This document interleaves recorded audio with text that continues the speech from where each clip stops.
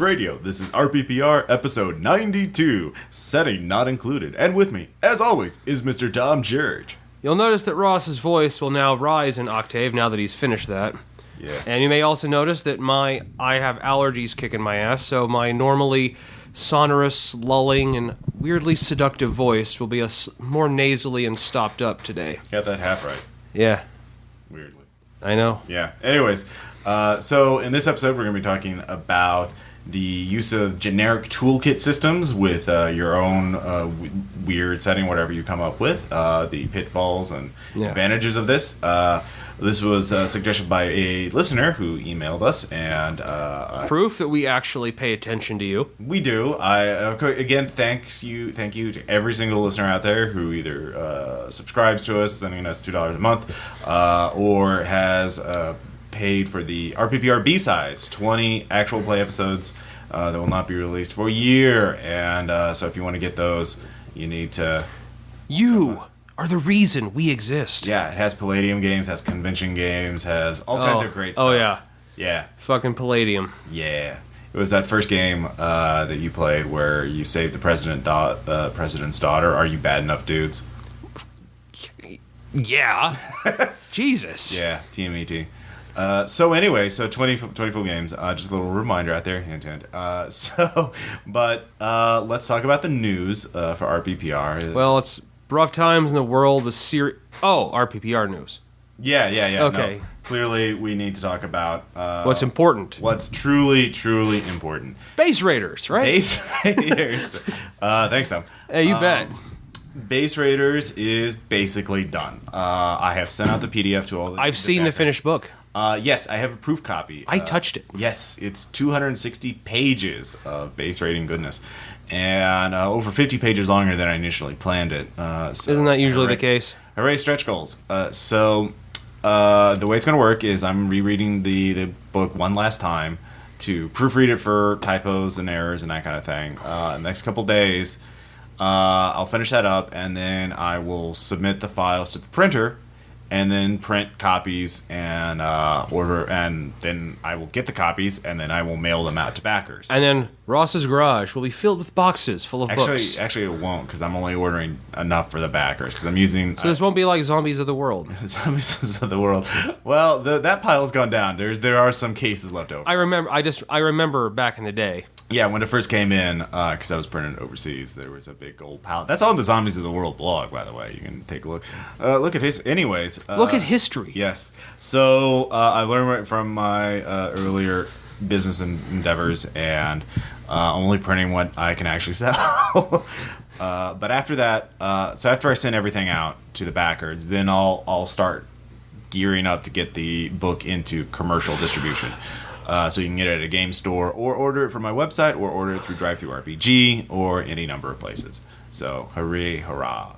But for everyone you order, Ross's life will be extended by 1 hour. Okay, so I'm getting a little kind of grimdark there. Yeah. Well, Ross, I think it's best they know with the stakes. Yeah, clearly.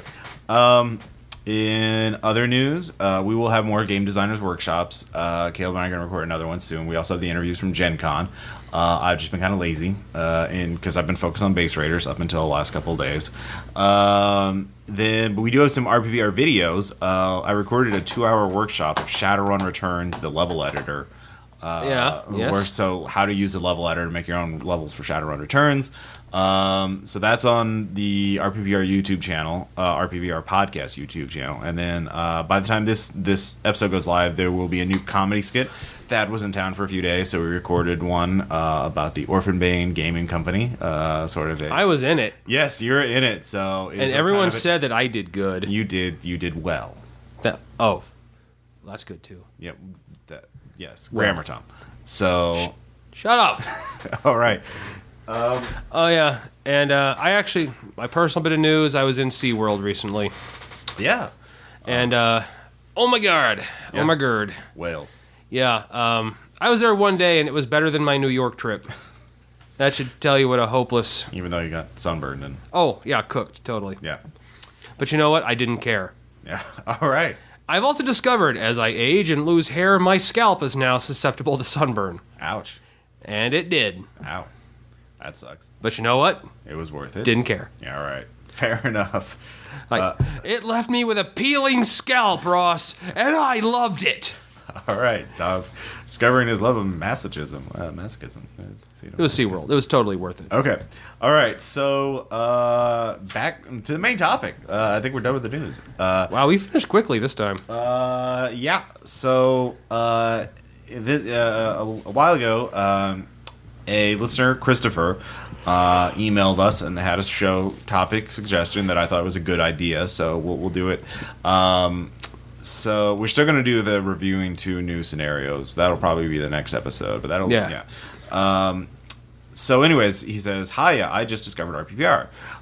It's been a source of much entertainment for me over the last few weeks. As we do. Yeah, I'm relatively new to tabletop RPGs, but I'm the GM. Listening to RPPR has definitely helped me keep my head on straight as how to help explore the kind of stories our group is interested in! !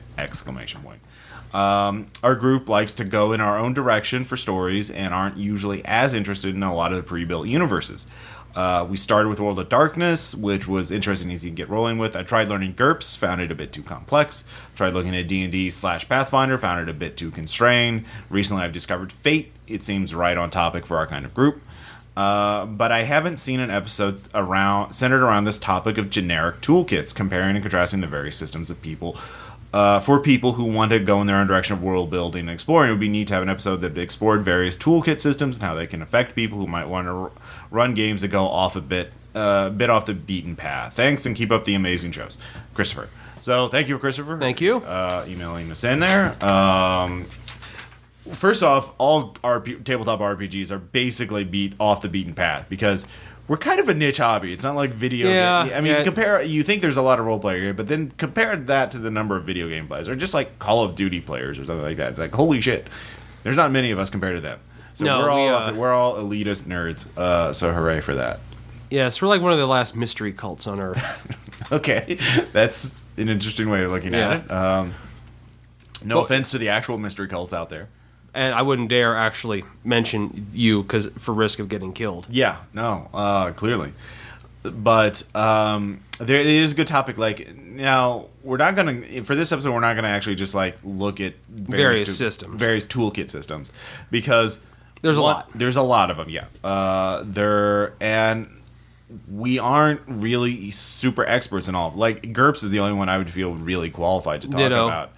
I mean, there are others. I think, we played Savage Worlds. I could do Mutants and Masterminds. Mutants and Masterminds is a superhero RPG. It's not really, but it can be used for other things. It can be. Any RPG can be used for anything. You could run Vampire using bunnies and burrows. It doesn't mean it's a good fit. Actually, that sounds awesome. Okay, yeah, it kind of does. But most of the time, you don't want to do that. So. What we are going to do is talk about how trying to fit a setting, your own setting, to a set of rules, because that's really what it's about. Mm-hmm. And it's not necessarily a toolkit system. In fact, Tom, you're sort of one of the biggest proponents of like using non-generic games for your own thing. That's kind of like using Cyberpunk for a sci-fi game, like a space opera game, or using Mutants and Masterminds for pretty much everything. Yeah, I especially, as I said, I mentioned this last episode. Third edition is such a. I love second edition, and third edition's even better. Yeah, I think it's just getting it's getting a game together with players. Right. But yeah, but Cyberpunk, yeah, I've used that for several things. I've actually used Cyberpunk for a hero setting one time. Mm-hmm. Because it's like superhero setting. Yeah. Okay. I mean, a little imagination, most systems can work. Right, so really, I mean, toolkit systems can be really good or they can be really bad. But it's really a matter of taking your own setting and finding, like, most people what they do is they pick the rules and then they try and fit their setting into it. Like, I'm going to do this, I'm going to use GURPS to run this. But you should really, I think most of the time, say, I have this setting, what are the right rules for me? So... you also have to determine, like, first what you want out of your setting. Yeah, what are the most important things about your setting? Like, not every setting is equal. Like we can look at some existing settings, like what are the most important elements of it. Like for example, the World of Darkness. What are the most important elements of the World of Darkness? Like what are the things that you think are essential to the World of Darkness, like old or new? Well, I think an element of horror. Right. Yeah. I really kind of think. I mean, it's granted. I will admit, it's back in old World of Darkness, 3rd edition. Vampires pretty much superheroes that drink blood. Right. So you need robust superpower system, Yeah. basically, like something to where. That's the one thing. Every vampire is different, so you need a lot of ways to differentiate different types of vampires. So, like D&D, where there's just like vampire, there's not, and they have the same set of abilities. That would. Oh, if they go really nuts, sometimes it's weird creature who is now a vampire. Yeah.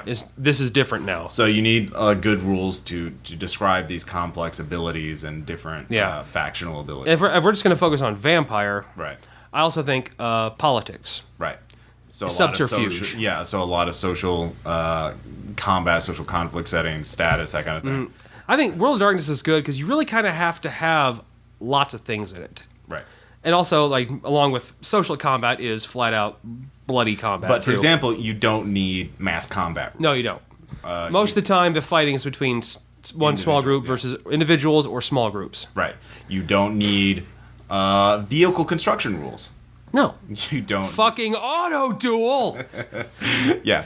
I think I will eventually have to do some kind of GIF with auto duel or something. It's enraged me so much. I could just show you Zombie.USA and just like. But I also say, So- World of Darkness, it's also the game you don't need to know the damage for a minigun or something. You don't need extended military tactical. Or you weapons. don't need like cyberpunk a hardware armory. No. All right. So you have a better idea of like what kind of thing. So those are some elements of what you would want and what you wouldn't want. So like rules for horror, like fear, humanity, losing sanity, that kind of thing. You would need supernatural abilities, supernatural rules for like magic, the occult, like having to hide yourself. Right, stealth. Yeah. So those. But also, World of Darkness, I don't like World of Darkness. Tactical combat's not a thing. Right, that's true. But there's some games you're going to want tactical combat. Yeah. So World of Darkness wouldn't be for you. Right. But I would think like GURPS or Cyberpunk are good for tactical combat. Right. So so if you're wanting to do a game that does feature tactical combat, like for example, you're doing more of a police procedural thing where like you're an FBI profiler who's working against a Delta Green. Delta Green would be a good one that would feature like the new version of Delta. Of course, that depends on the type of Delta Green game you're running. That you see it either way. So options for tactical combat. And in some games, you are going to want vehicle creation rules. Right, that's what I mean, is like finding the right rules for your setting. So like, again, thinking of your setting first. What are the most important elements of it? If you're doing Mad Max, post-apocalyptic battles, you would want mass combat. In fact, auto duel would be great then. Yeah, exactly. I would actually not bitch about it. So there's no one perfect RPG. No, even GURPS, which the generic universal role-playing system, I wouldn't use it for certain things. Like what? In this case, I would actually say cinematic action. I know it has rules for it, right? But tactical combat to me kills cinematic combat. Right. I think unless you just go a completely different route, if you use GURPS for everything but the combat, maybe. But at that point, why don't you just get a system that you can do cinematic combat that isn't tactical? Yeah. Like if I was doing my version of Die Hard, I would not use GURPS. But if not Die Hard. Die Hard was tactical. Now that I think of it. But if I wanted to do this like flat out, Knight's Black Agents I would use for Die Hard because you have a very skilled character, but he's still relatively fragile. Mm-hmm. Like he can't take a lot of hits, but he does have a lot of skills and abilities, and he can come up with plans on the fly by like, But if you were doing hard boiled, yeah, then you wouldn't want to use that. Like John. If you're doing a John Woo game or like Feng Shui. Yeah, Feng Shui would be the perfect thing for that. Yeah. So again, matching the setting to the rules, rules really, to your setting. Probably no matter what setting you think of, there's a system that's perfect for it. That's tailored for it. This kind of does require research on your part. Yeah. So, and it also understands like what you think is really important about your setting and actually understanding it. Because a lot of people, like you mentioned this earlier, like vampires, a game of personal horror, but what does it turn into? It's superheroes that drink blood. Yeah, that drink blood. So, what is your game really about? What do the characters do? What are the challenges that they face? And what are they? I have to say, I played Vampire quite a bit. Yeah. Never was it about personal horror. Right. Ever. And I started playing this game my freshman year of high school. Right. Never was it about horror. Right. It's eventually you come to realize, don't try to put it in because it's not going to work. Why on God's earth would I be sad about being an immortal killing machine? Right. Well, you can never see the sun. I'll watch movies that have sunrises. I don't need to see it. In fact, I'm a nerd. When do I actually get up in time to see a sunset? Yeah, sunrise. See, I don't even know what they're called anymore. I guess you could get up in time to see the sunset. That would be bad even by nerd standards not to see the sunset. Yeah, I know. So, wow, where's my head? Yeah, blame the allergies. So, that's the thing. A lot of people who come out with their custom settings. Really, they think it's about one thing where they aren't really introspective about it, and they come up with this dissonance of like, I wanted to do about this, but the players are doing that, and so I think when you get in that situation, if you better just go with what the players are doing because they outnumber you. And yeah, that's the thing. Yeah, a lot of people who come up with their own settings are kind of like, I'm the creator, and then you quickly find out. Yeah. No, you are the director to a bunch of divas. Yeah. Who will argue with you. They're not. It's they're not like they don't have to listen to you. Yeah. No, that's true. And role playing is collaborative. That's the whole goddamn point of the game is so that you do things. I've heard a lot of new, especially newer GMs have run into that problem where they think they are creating this thing and the players are there to witness the story. Yeah, and that's, I think, a lot that get burned out of it. They don't realize that, no, your players are actually the ones who are going to be leading the story along. Yeah, they're supposed to. They're the stars of it. You're just the setting, the scene. You are the director, but you still have to answer to the studio. Right.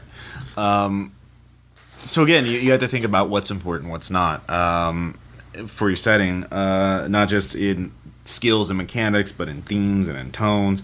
Also, adventure types. Yeah. What are the players going to be doing in the nitty gritty of the game? Not they're going to be discovering themselves and going on an epic quest and blah blah. Okay, no. So what does that mean in no? How about more? They're going to be breaking into a museum, right? Or they're going to be going through a dungeon and killing monsters. Or but the dungeon happens to be an abandoned spaceship, in orbit around Mars, In fact, it's Event Horizon. Yeah. It's Event Horizon with power, with vibro blades, which, hey, that sounds like fun, again. And we could use bunnies and burrows for that, so. We almost have to. Or Mouse Guard. Wow, yeah. Yeah, we have, that guy. We did Iraq with Mouse Guard. Fucking camel spiders. They're dicks. They are total dicks. But we had little tiny M16s. I know. That was pretty amazing. It was. Kudos to that guy. Yeah. Seriously, that's the last thing I ever would have thought of. It would have been like the 7th or 8th thing I would have thought of. Definitely not the first. But you need to think. Yeah, you need to think of what are the adventure types? In general, there's social. Political talking, negotiation. Yeah, there's espionage, which is more subterfuge, like our Night's Black Agent games feature a lot of that. Cinematic action. Yeah, or tactical combat. Or survival. Most war games kind of fall into the tactical thing. Well, sure. Yeah. Like a military game like Twilight 2000, where if you go jumping in with two guns blazing, You're dead. Yeah, they'll just shoot you because they have massive hit modifiers for you. So you have to actually use real small unit tactics on them.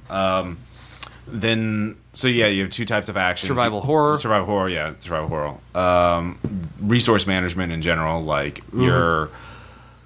have very little food, like a post-apocalyptic thing where you have to scavenge and manage resources, building. Yeah, so anyways, there's a lot of types of scenarios, but you have to think about predominantly what type of things the character's actually been doing in the average scenario, and think about what kind of rules make that fun to do.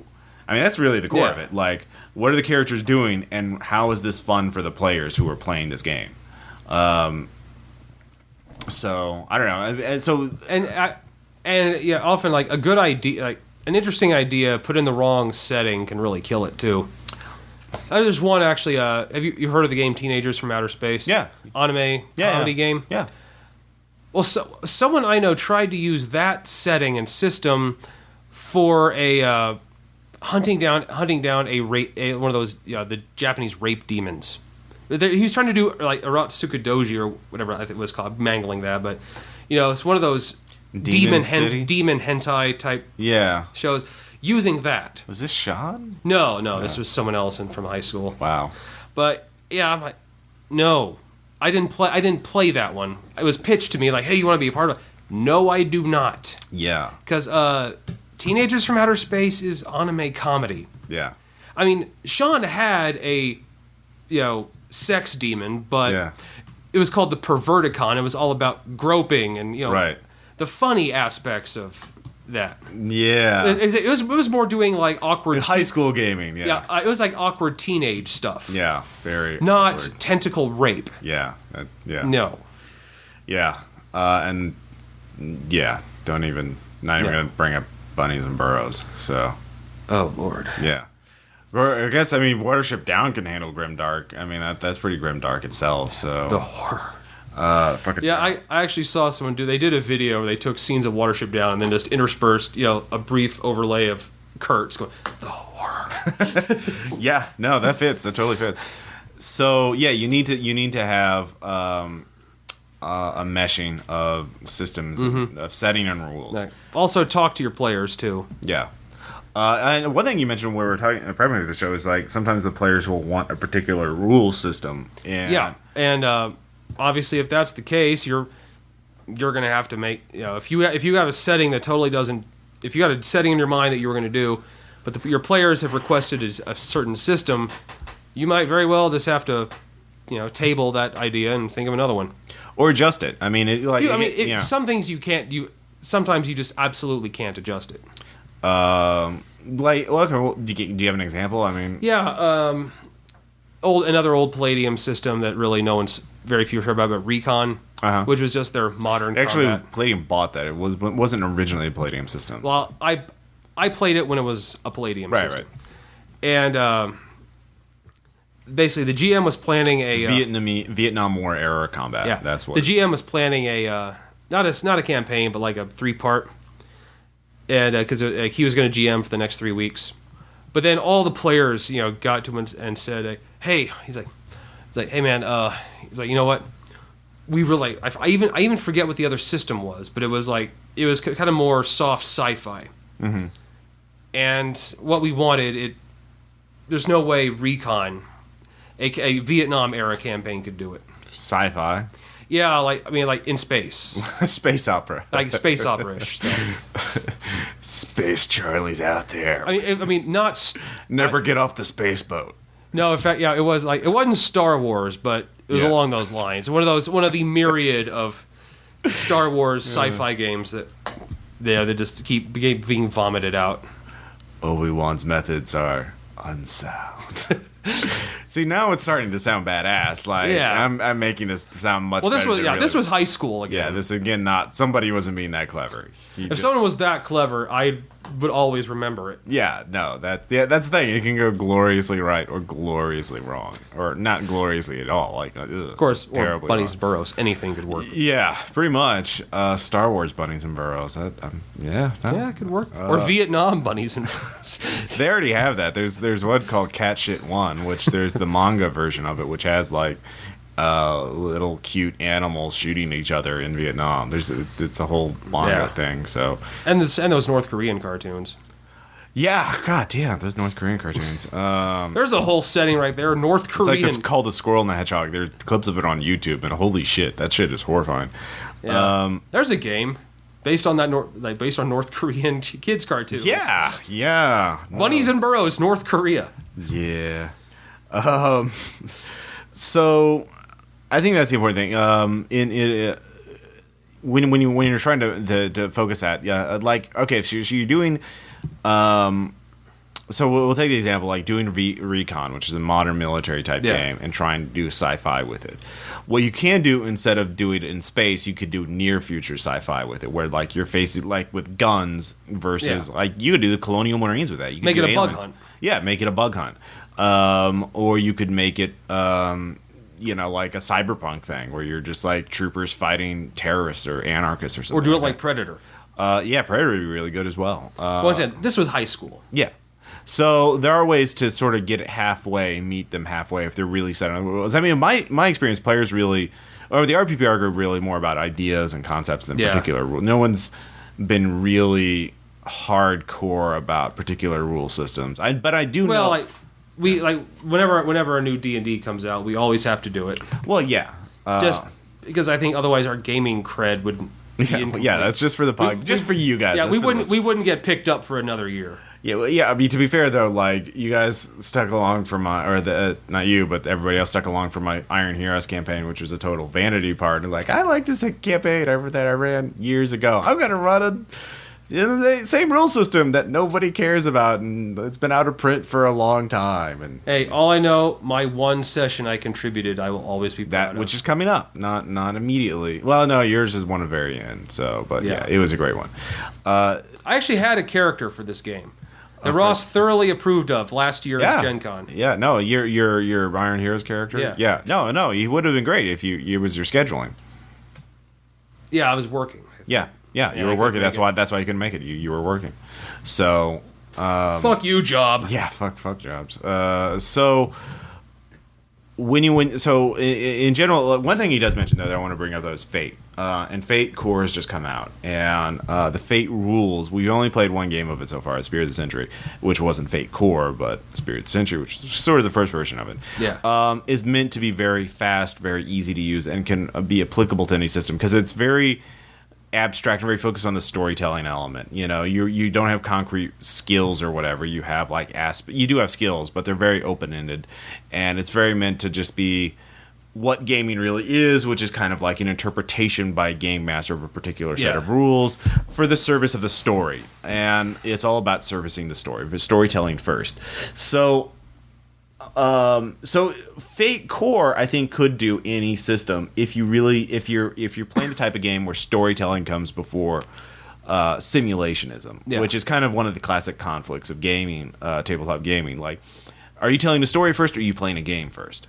There are people out there. There's a large segment of role players out there that think that, that care about encumbrance rules and shit like that, because that's where the conflict is. It's not that you don't magically have enough encumbrance to carry everything you have or whatever. You have a set amount of encumbrance. You're trying to simulate this other universe, other reality, or other game story, and you have to follow the rules. Otherwise, you're just playing pretend bullshit. What does it matter? Pew pew. Yeah, exactly. So. On the other hand, there are people like, here are the rules, but you can bend or twist them occasionally in the service of the story. So, and that's sort of the classic tension, and that's something you have to think about when you're running games. I just remembered, I was talking to one of my role-playing friends from Texas, and it made me think about that. Talk about being able to take two seemingly unrelated things and making a fun couple sessions out of it. Right. The GM was actually kind of gearing up for he had this great idea for a corporate espionage type game. Sure. Where they're playing, they're junior executives in a company trying to outdo each other. Sure. But the players wanted to do they were actually kind of in the mood for something more actiony. Sure. So and then he's saying I worked on this, and he says he watched a video that I had suggested a while back. Okay. The Business Sniper. Whitest Kids You Know? Yeah. So he actually combined the two. So it's a corporation, but often actual wars will break out of the building. Right. So he made two sessions off, your junior executives, but you're also trained assault soldiers. because sometimes you have to blackmail your opponent with, business secrets, and sometimes you have to take out the squad of mercenaries he's hired to kill you. I gotcha. So sometimes, you're right. Sometimes you can combine them. Yeah, you can combine ideas. Which that just came to mind. Like, oh yeah. I like two great sessions brought up by a brief sketch from the Quietest Kids You Know. Yeah, you can find unusual ways to link sessions together. But again, going back to what I was saying earlier, what do you think about the sort of rules heavy people, the people who like simulation versus storytelling? Like, are you trying to tell a story by simulating rules? It's actually weird. I don't consistently know. I don't know too many of them. Okay. Most of the players I play with are storytelling. So bending the rules, they're all about the story, and they like it. They prefer it when I bend the rules when it helps the story. Mm-hmm. They bend the rules when it helps the story, even if it's to their detriment. Mm-hmm. Just about all the players I play with are more in the Fate. They're storytelling. Okay, so but that's the thing you have to think about, because I knew some rules heavy GMs in high school, right? And I honestly didn't play with them very much because I didn't like it. The thing is, in role playing, so it is sort of a fine line, because if you get too heavy with it, you're just like talking. Even storyteller, you've got to have rules. Right. There has to be eventually, the part where you go, no, sorry, you can't. That's right. I know that's all about say yes to players, help them, but also you have to no. You have to say no sometimes. Right. So, storyteller or not, rules have to be there. So, that's the thing. And so you have to think about that when you're picking rules for your game, because you could do any sort of game in GURPS or any sort of game in Fate, but one is better in it's not even about the setting. It's like your style. I guess it's more of like a game style. With using GURPS, like I ran GURPS before. Yeah. And I think I cherry picked some of the combat rules. Right. Like I didn't really worry too much about encumbrance, because it didn't have to be something, because no one said, I want to be carrying an M60 over this shoulder, right, an M16 over this one, a grenade launcher strapped to my... Right. No one ever did that. Right. Like when it came to encumbrance, like they carried normal loadouts. Right. And I didn't have to use hex maps. I think I used a map, but not actual hex.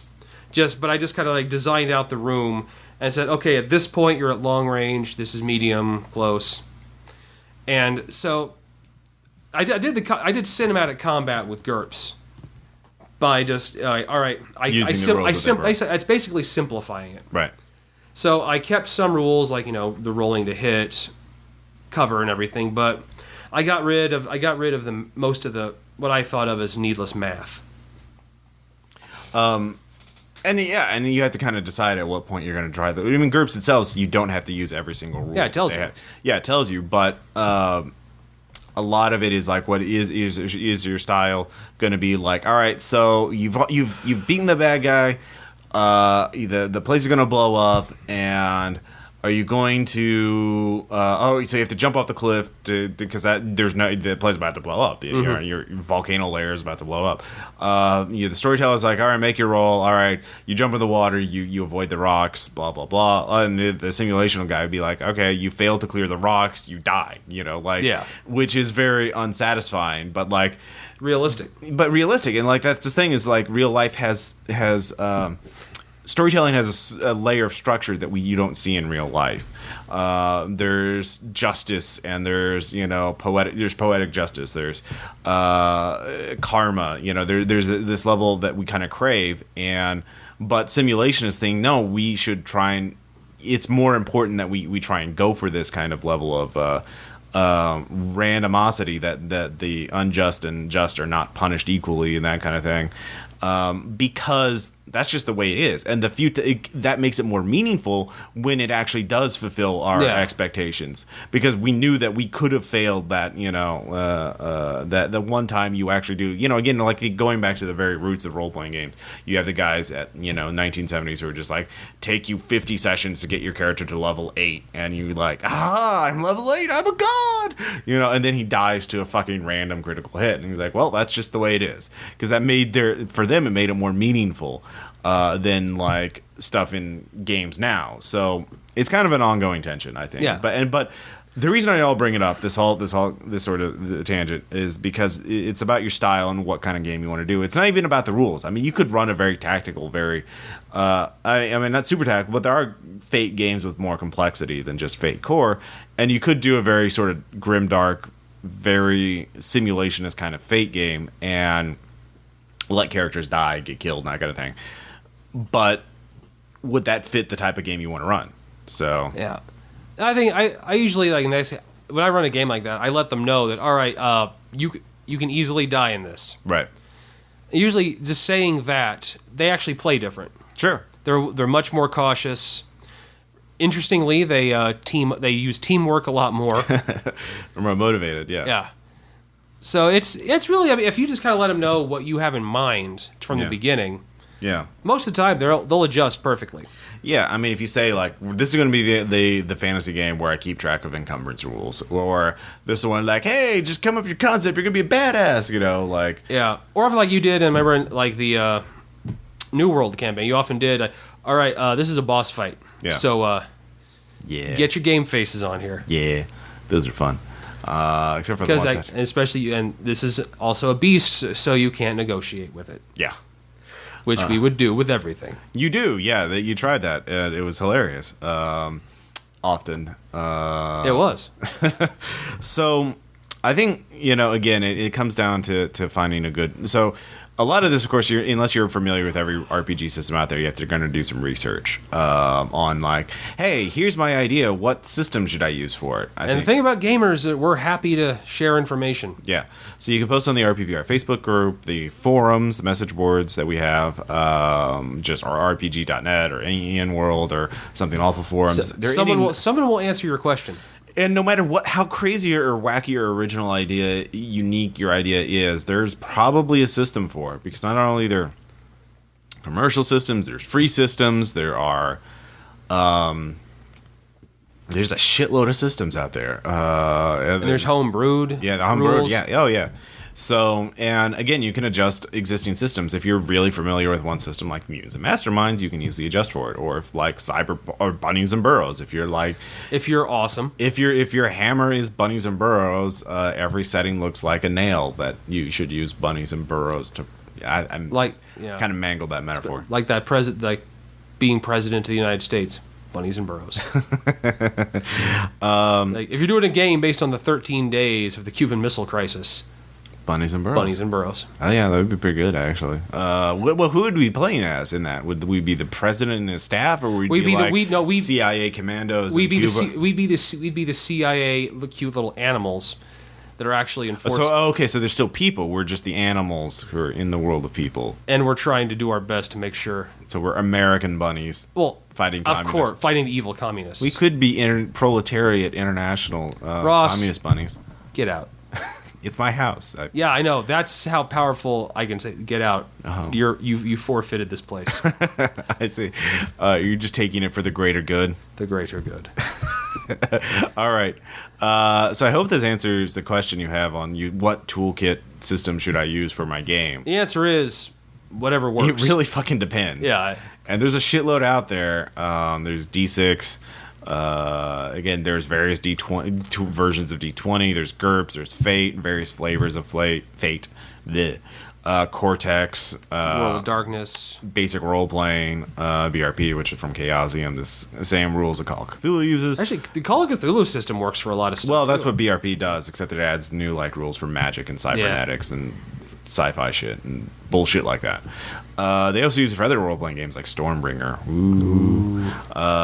So there's it's just we could go on for forever on that. So anyways, just this puts you in the mind. Think of the setting first and find the rules that fit that. Or do it the other way. We're not the bosses of you. No, we can't control you. We're just voices on the internet. Yeah, we can't control you yet. Or at all. No. We're not. It's not like we're trying. No, of course, we're getting that would close. be wrong. That would. We're like we're getting close to Operation Mindblow. That would be wrong. Yes, we're not doing that unless we succeeded. No, then they would. No. Well, they wouldn't know then. Well, yeah, exactly. So don't forget what we were just saying. Anyways, so next up we have shoutouts. Or no, do you have a letter? It's not a letter. It's more just something I feel I need to talk about. It's going to be nothing written down, just all in my head. So I'm going to be going improv rant from Tom. Indeed. And then shout-outs and an anecdote from our current Eclipse Phase campaign that I am running and Caleb is playing. Yes, Ross is running. All right, Tom here again, and this is a totally improvised, unwritten down rant from me, so let's stay frosty, people. As you may know, I am an avid moviegoer. I go to the theater quite often because I'm often very bored and lonely and have nothing else to do. And this year, 2 movies have come out that provide an interesting opportunity to look at the differences in, well, America. I know that's really deep. 2 movies have come out about attacks on the White House. The first one was earlier in the year called Olympus Has Fallen. There's another one that was out more recently called White House Down. And I watched both of these movies at the theater with 2 different people. I watched Olympus Has Fallen with Ross, who already the grimace of disgust is evident. I wish I was a method actor and could show you what he's feeling right now, but I can't, alas. I watched the second movie with Caleb when it came out, and it was only after all my suppressed memories of the first movie came back that I suddenly realized these are 2 movies about essentially the same thing, done by the opposite ends of the political spectrum in America. Olympus Has Fallen was the conservative right-wing White House attack movie, and White House Down was the left-wing liberal attack the White House movie. And the fact is just the sheer number of similarities that coincide with being on the opposite sides kind of blew me away. Now, what are you asking? What are you asking my ass? Well, think about it. Olympus Has Fallen. Who attacks the White House? North Korean terrorists. The big villain du jour of foreign enemies now, North Korea. Thank you, Homefront. And in White House Down, it's homegrown right-wing terrorists who hate the government. So essentially, it's the 2 different boogeymen of the 2 sides invading the White House. Liberals are more afraid, I think, of the militia types than they are of foreign soldiers attacking America. Whereas a lot of people, those actual same militia people, are sure that foreign troops are going to invade our country at any moment. Also, how did they take? Let's talk about how did they take the White House? Olympus Has Fallen, and once again, I'm sure Ross commented on this when we left. It is about 600 armed insurgents just storming the gates. There's no subtlety. It's an army appears at the White House. They blow through the wall and just battle their way through all the Secret Service and capture the White House and then hold it. White House Down. It's subtle infiltration. These homegrown terrorists are disguised as video technicians who have come to fix the movie theater projector in the White House theater. That's how they get in. And there's only 8 of them. So it's an insidious, subtle infiltration, not the flat-out war that captures it. Also, both movies, part of one of their similarities, each group has assistance from someone on the inside. Olympus Has Fallen. It is a former Secret Service agent who has now since gone into the private sector, who is now basically a Blackwater-type mercenary security expert. He's the one who gets them in. As White House Down, it's the current retiring head of the Secret Service, played by James Woods. That should tell you all you need to know right there. It says, but it's the Olympus Has Fallen is kind of implying this man only betrayed the White House after leaving the service of his country to go into evil private work. He wasn't a patriot enough. And White House Down, it's kind of saying, he says, yes, no one was watching the watcher. That's essentially what they were saying in that one. And there are other similarities that really don't have any political connotations. In both movies, the Delta Force tries to airily assault the White House, and both sides, they have special weapons to stop them. And the difference being, in Olympus Has Fallen, it was some fictional gun called the Hydra, which if it was any different from any other anti-aircraft gun, I couldn't tell you. The other, they just used they actually just used missiles. But both times, the voice of reason was telling them this attack's not going to work, and of course they are ignored, and all of them are killed.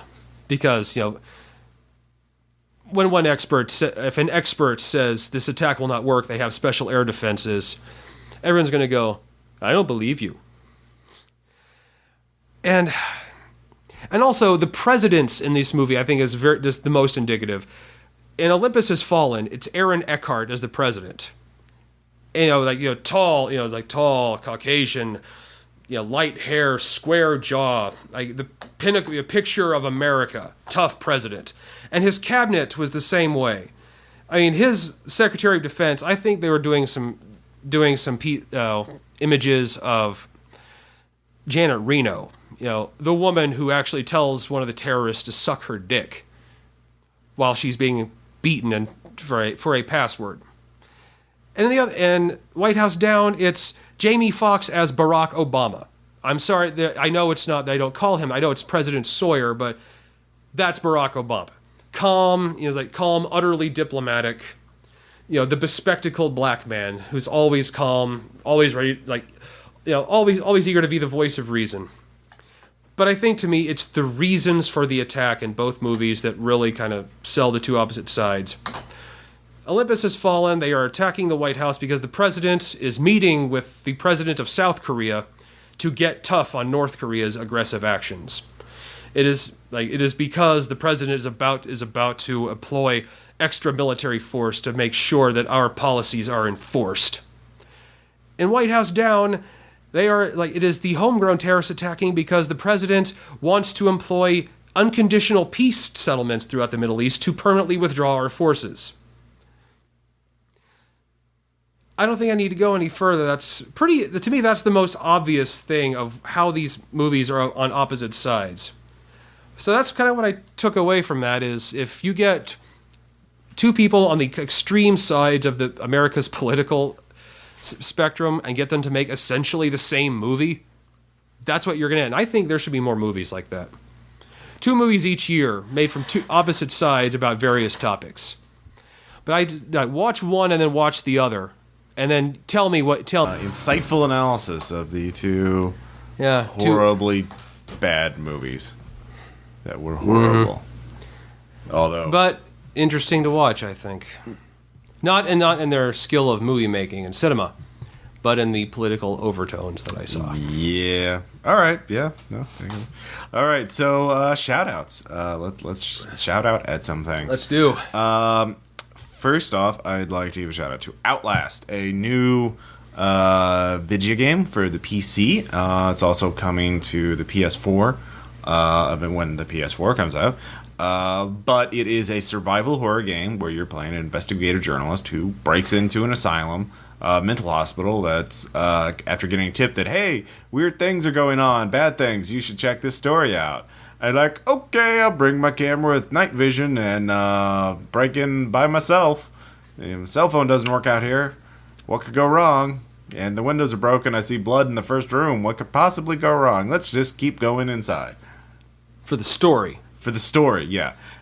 It's very much like Amnesia in terms of the gameplay. You're moving, you can't fight enemies. You just have to run and hide around them. The game advertises that you have parkour moves, but jumping and climbing and crawling aren't really parkour. That's basic movement. Yeah, it's not just basic. I mean, jumping across like a pit is a little more advanced, and climbing up, but it's not exactly. You're not exactly like Faith from Mirror's Edge. You're not wall running and doing backflips or shit like that off of buildings or anything. So it's not quite that. So parkour is a little thing, but like it's got a great graphics. It's got a very interesting story. I'm not done with it. I'm most of the way through. It seems like, but things just keep getting worse and worse and worse, and. Eventually better? Well... Or worse? Probably worse. Like I said, I haven't beaten the game, but it's really cool. It's $20 on Steam, and I highly recommend it if you're into scary games. And awesome. Yeah, if you like Amnesia, you'll like this. I mean, You have a little camera that has a night vision mode on it, so you have that instead of like a lantern.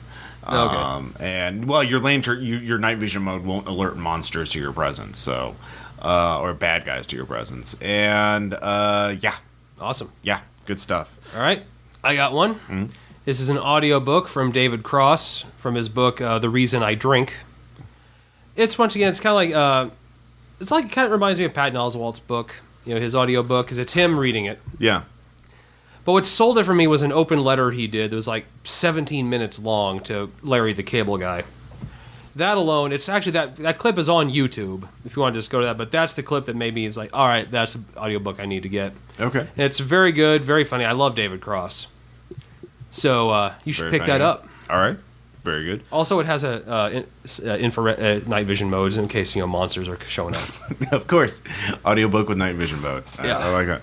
I would like to mention a new Kickstarter that just started up recently. Accursed. It's a new dark fantasy role-playing game setting. Speaking of settings, for Savage Worlds. That is about being basically one of the accursed, a monster who has regained some humanity, redeemed themselves somewhat, but now you fight other monsters. And it's Victorian kind of Transylvanian kind of mode. Van Helsing type shit. Van Helsing type shit. So you're like a mummy or a vampire werewolf. Or werewolf, were-person. And you're fighting other monsters. So that's right up your alley, Tom. Oh, yeah. I've talked to one of the creators, Jason Marker. He used to work for Palladium. He's told some very interesting stories about working for Palladium on the Something Awful forums. So the Kickstarter, well, I'll put a link to the Kickstarter. It's got great art. I haven't read a whole lot about it yet. I mean, just what promotional text is out there. And I think it's worth getting. I'm going to support it. Yeah. So we'll try and get a copy so we can play a game, probably do a one-shot at some point. Tom can run it. Yeah. Since you're I like monsters. Yeah, you do like monsters. So, and then just another quick, I know I mentioned this on the show before, but Chivalry, I've gotten on... Ross has been playing the shit out of that. I've been on a binge lately. Every time I'm on Steam, there he is playing that. Not all the time, but a lot of the time. They've added customization options now. Oh God! Yeah, to where you can choose your colors to a certain degree. You can customize your character. Not quite as much like Saints Row or whatever, but you can also choose a heraldry symbol. Bleh. A heraldic symbol. Yeah, heraldic symbol. And they have a lot of funny ones. And I've chosen a sandwich.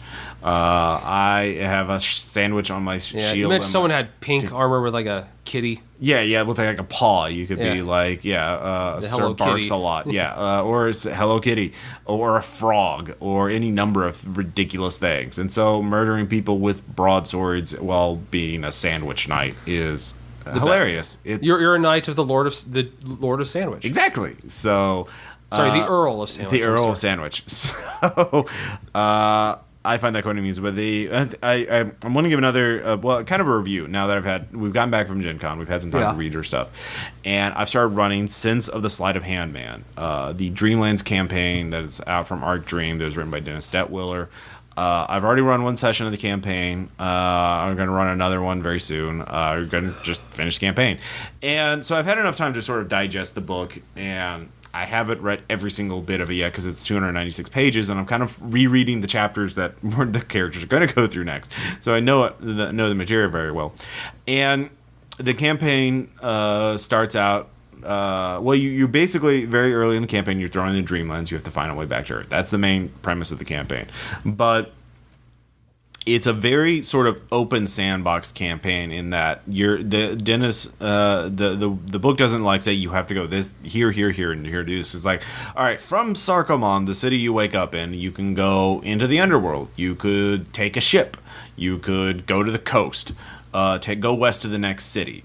Here's what happens if you do that. Are you taking this NPC with you? Here are options for that. Here are some possible encounters you could have along the way. So you have to read a lot to sort of absorb the material and be used to kind of adapting material. You can't just run it straight from the book. You kind of have to read it and absorb it. Right. And but it provides a lot of really cool material for it. And I missed the first session because I was in San Diego. Right.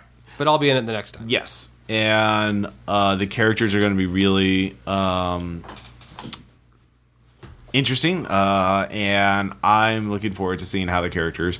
So, like, even though it's 296 pages, it's not necessarily going to mean you're going to use all 296 pages of material. But it's there. Yeah, it's there because you don't know which route the characters are going to go. So it's a very open-ended campaign, and I like that. And because it also encourages you to throw in your own material too, or at least that's how I've been reading it. So I've been throwing in some of my own material. I even threw in, you'll find out very early on, I threw in the companions from the Wives of March, which is one from Caleb's game. So Caleb's going to be encountering the NPCs he used against me in the playtest for the Wives of March. Nice. Take that. Yeah. Al-Qaeda. Yeah, I guess. So that's my sort of my review for each episode from now on. I'm gonna give you a more detailed review of one of the things I got from Gen Con. So one of the games, because we got a lot of them, and Jesus Christ, we need to review this shit. Yeah. So I think that covers it for shout outs at this point. Indeed. Because again, we don't want to overwhelm you guys. Finally, we have our anecdote. Indeed. So, I'm aside from running Sense of Sleight of Hand Man, I'm also running Clips Phase. Very good, very interesting campaign. Yes, it's called Duality. It's set in the sort of a gate crashing / rimward focused campaign, which means from the main belt outward. And in the newest session, or latest session, the characters went to Ceres, which is a dwarf planet in the main belt. It's 950 kilometers of ice and water, and it's very cold. And it's controlled by the Hidden Concern, a Octomorph Mafia. Octopus Uplift Mafia. That controls all the ice mining on that planet. So the mission the players have to go to, they have to infiltrate the Hidden Concern and get information from them. In order to win the trust of the Hidden Concern, they have to do a mission for them on the surface of Ceres.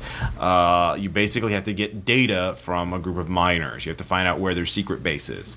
Because the Hidden Concern wants to know, but the miners are paying the Hidden Concern, so they can't just. So it would be bad business for them to just take it from them. But if a random group showed up, yeah, they would be easy to do that. It would be easy to do that. So or they couldn't. Plausible deniability.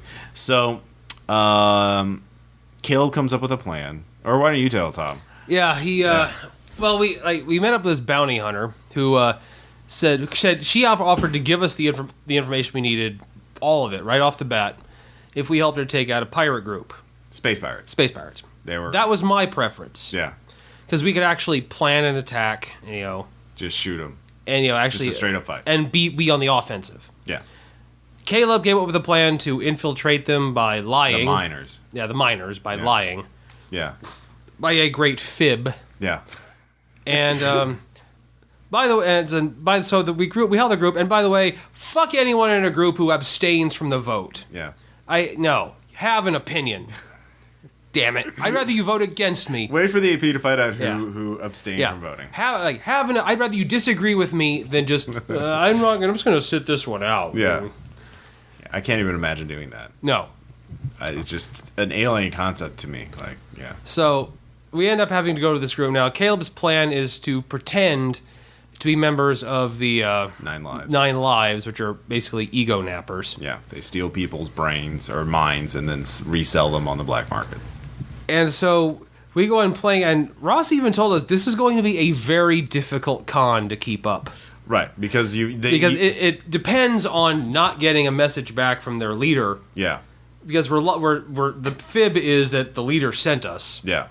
So we essentially are racing against the clock until they get that message back. Because that's the whole thing, is you don't know, they didn't know where the base was, so they didn't know how long it would take them to send a message. Yeah, and we were told it could be anywhere from 60 seconds to a week. Yeah.